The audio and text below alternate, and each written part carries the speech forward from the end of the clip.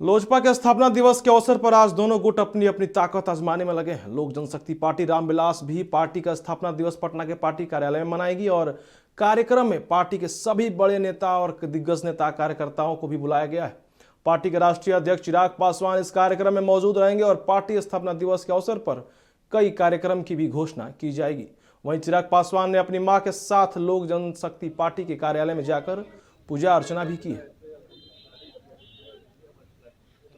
लंबे समय तक यहाँ पर रहकर उन्होंने बिहार को विकास की राह पर आगे लेकर जाने की सोच के साथ कार्य किया। उनके जाने के बाद जिस तरीके से इस कार्यालय को हम लोगों से छीना गया, हम लोगों से लिया गया, बहरहाल सरकारी व्यवस्था है ये, इस पे किसी का अधिकार नहीं है।